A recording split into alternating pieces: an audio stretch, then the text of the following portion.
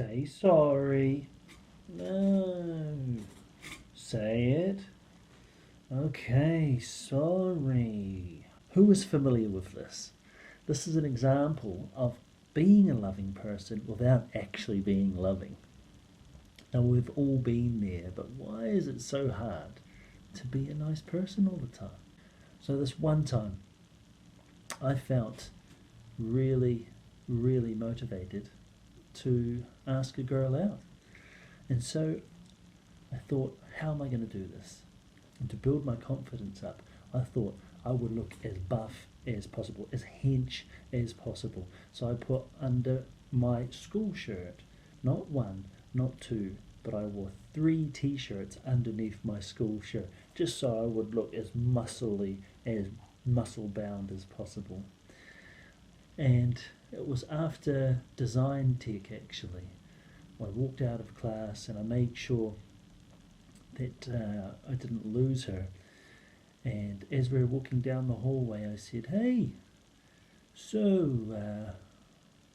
you know what? I'd love to go to the movies with you. Would you go to the movies with me?" I felt all hench and strong, and I was like, "Yes, go me!" Like my heart was racing. And she replied, "Of course, yeah, that sounds great." Anyway, long story short, we never went to the movies. I got so afraid of her not liking me for real, like her going to the movies with me and finding out that actually I wasn't that cool.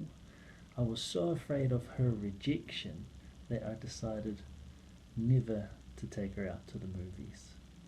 So the issue there was I was afraid of her not actually liking me back. I thought she was like just saying it to make me feel better. I thought she was just saying yes to make me feel better.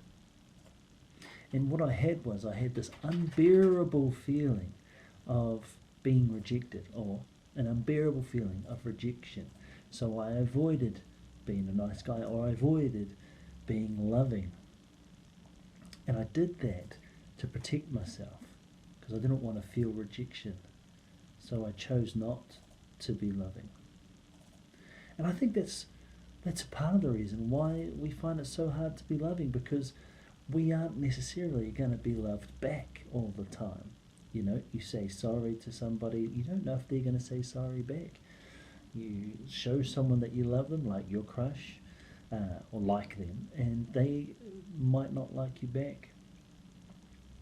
Now, I was in church singing along to this song, and the song says, "You're a good, good father, it's who you are, and I'm loved by you, it's who I am."